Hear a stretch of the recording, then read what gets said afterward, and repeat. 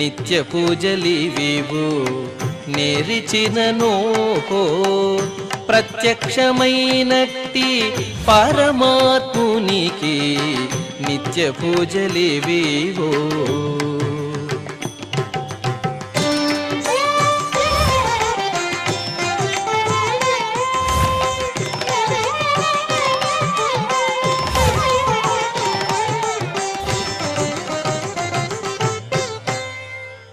ఓం నమో వెంకటేశాయ. ఈరోజు శనివారము, శ్రీ పరాభవనామ సంవత్సరము, ఉత్తరాయణము, వసంత ఋతువు, చైత్రమాసము, శుక్లపక్షము, దశమి తిథి, పుష్యమి నక్షత్రము, మార్చి 28, 2026.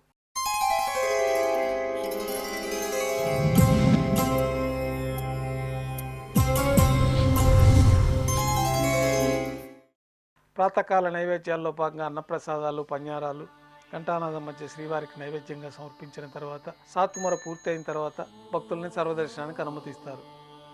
కొద్ది విరామం తర్వాత మాధ్యాహ్నిక ఆరాధనలో భాగంగా బంగారు పంచపాత్రలో శుద్ధ జలాన్ని నింపుకొని శ్రీవైకానస భగవశాస్త్రోక్తమైన విధానంలో దేవతామూర్తులందరికీ ఉపచారాలు సమర్పించి తులసీదళములతో అష్టోత్తర శతనామాలతో అర్చన నిర్వహించి మాధ్యాహ్నిక నైవేద్యంలో భాగంగా అన్నప్రసాదాల ఘంటానాదం మధ్య శ్రీవారికి నైవేద్యంగా సమర్పించి భక్తులని సర్వదర్శనానికి అనుమతిస్తారు.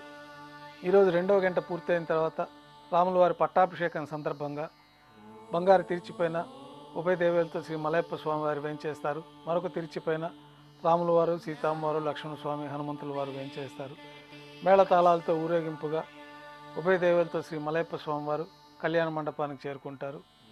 రాముల వారు, సీతామ్మవారు, లక్ష్మణస్వామి రంగమండపానికి చేరుకుంటారు. కళ్యాణోత్సవం ప్రారంభమవుతుంది. పుణ్యాహవచనము, అంకురార్పణ, రక్షాబంధనము, అగ్నిప్రతిష్ఠ, స్వామివార్లకి, అమ్మవారికి కళ్యాణోత్సవం సందర్భంగా నూతన పట్టు వస్త్రాల సమర్పణ, మహాసంకల్ప పఠనం, మాంగళ్యాల ఆరాధన పూర్తయిన తర్వాత స్వామివారి తరఫున అమ్మవార్లకి మాంగళ్యాల సమర్పణ. ఈ సందర్భంగా స్వామివారికి, అమ్మవార్లకి కర్పూర నీరాజనము, విశేషమైన హోమాలతో పూర్ణాహుతి పూర్తయిన తర్వాత మాలా పరివర్తనం అనే కార్యక్రమాన్ని నిర్వహించి ఉభయ దేవేరులను శ్రీవారి చెంతకు చేర్చి ఈ సందర్భంగా అక్షతారోపణం అనే వైదిక కార్యక్రమాన్ని నిర్వహించి కర్పూర నీరాజనము, నైవేద్యము, తిరిగి కర్పూర నీరాజనంతో కళ్యాణోత్సవం పూర్తి అవుతుంది. కళ్యాణోత్సవ భక్తుల దర్శనం అనంతరం ఉభయ దేవేలతో శ్రీ మలయప్ప స్వామివారు మేళతాళాలతో ఊరేగింపుగా ధ్వజస్తంభం వద్ద గల అద్దాల మండపానికి చేరుకుంటారు. వేదపారాయణ నడుమ పూంజల సేవ నిర్వహించుకొని కర్పూర నీరాజన సమర్పణతోటి పూంజల సేవ పూర్తి అవుతుంది. ఉభయ దేవేలతో శ్రీ మలయప్ప స్వామివారు ఆర్జిత బ్రహ్మోత్సవం కోసం వైభవ మండపానికి చేరుకుంటారు. అక్కడ స్వర్ణ గరుడ వాహనం పైన శ్రీ మలయప్ప స్వామివారు వేంచేస్తారు. కర్పూర నీరాజనంతో స్వర్ణ గరుడ వాహన సేవ పూర్తి అవుతుంది. హనుమంత వాహనం పైన శ్రీ మలయప్ప స్వామివారు వేంచేస్తారు. కర్పూర నీరాజన సమర్పణతోటి హనుమంత వాహన సేవ పూర్తి అవుతుంది. పెద్ద శేష వాహనం పైన శ్రీ మలయప్ప స్వామివారు వేంచేస్తారు. కర్పూర నీరాజన సమర్పణతోటి పెద్ద శేష వాహన సేవ పూర్తి అవుతుంది. ఉభయ దేవేలతో కలిపి శ్రీ మలయప్ప స్వామివారికి కర్పూర నీరాజన సమర్పణతోటి ఆర్జిత బ్రహ్మోత్సవం పూర్తి అవుతుంది.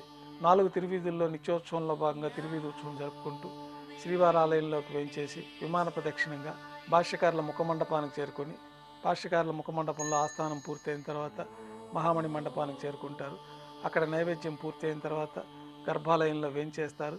సాయంకాలం శ్రీరాముల వారికి, సీతామ్మవారు, లక్ష్మణస్వామి, హనుమంతుల వారికి విశేషమైన ఆభరణంతో అలంకరణ గావించి మేళతాళాలతో ఊరేగింపుగా సహస్ర దీపాలంకరణ సేవ మండపానికి చేరుకుంటారు.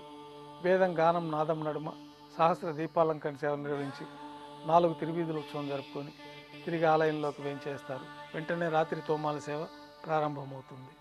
ఉదయం సమర్పించిన పుష్పమాలికలన్నీ సల్లింపు చేసుకుని గర్భాలయాన్ని శుద్ధి చేసుకొని బంగారు పంచపాత్రలో శుద్ధ తోయాన్ని నింపుకొని శ్రీవైకానస భగవశాస్త్రోక్తమైన విధానంలో దేవతామూర్తులందరికీ మంత్రయుక్తంగా ఉపచారాలు సమర్పించి కొత్త పుష్పమాలికలు ఉత్సవమూర్తులకి, మూలమూర్తికి అలంకరణ గావించి చతుర్వేద మంత్రాలతో మంత్రపుష్పాన్ని సమర్పించి నక్షత్ర నీరాజనము, కర్పూర నీరాజనంతో రాత్రి తోమాల సేవ పూర్తవుతుంది. తులసీ దళములతో అష్టోత్తర శతనామార్చన నిర్వహించిన తర్వాత రాత్రి నైవేద్యంలో భాగంగా అన్నప్రసాదాలు, పన్యారాలు, దోశ, ఘంటానాదం మధ్య శ్రీవారికి నైవేద్యంగా సమర్పిస్తారు. తిరువీస నైవేద్యం పూర్తయిన తర్వాత భక్తులని సర్వదర్శనానికి అనుమతిస్తారు. ఆలయంలో రాముల వారి పట్టాభిషేకం సందర్భంగా సర్వభూపాల వాహనం పైన రాముల వారు, సీతామ్మవారు, లక్ష్మణస్వామి, మరొక తిరుచిల పైన హనుమంతుల వారు, అంగద సుగ్రీవులు వేంచేస్తారు. పట్టాభిషేకం సందర్భంగా ఆస్థానం నిర్వహించబడుతుంది. ఈ సందర్భంగా పురాణ పఠనం గావించి కర్పూర హారతి నీరాజన సమర్పణంతో ఈ యొక్క ఆస్థానం పూర్తి అవుతుంది. రాముల వారు, సీతామ్మవారు, లక్ష్మణస్వామి గర్భాలయంలో వేంచేస్తారు. వెంటనే సర్వదర్శనం ప్రారంభమవుతుంది. కొద్ది విరామం తర్వాత ఏకాంత సేవలో భాగంగా రాత్రి సమర్పించిన పుష్పమాలికలన్నీ సల్లింపు చేసుకొని గర్భాలయాన్ని శుద్ధి చేసుకొని బంగారు పంచపాత్రలో బ్రహ్మదేవుని తిరువారాధన కోసమై తీర్థాన్ని సమర్పించి ఏకాంత సేవలో భాగంగా బంగారు పట్టు పాన్పు పైన శ్రీ భోగ శ్రీనివాసమూర్తి వారిని వేంచేపు చేసి ఈ సందర్భంగా శ్రీ భోగ శ్రీనివాసమూర్తి వారికి దారోష్ణమైన గోక్షీరము, జీడిపప్పు, ద్రాక్ష, కలకండ కలిపిన మిశ్రమము, పండ్లు నైవేద్యంగా సమర్పించి కర్పూర నీరాజనంతో ఏకాంత సేవ పూర్తి అవుతుంది. ఓం నమో వెంకటేశాయ.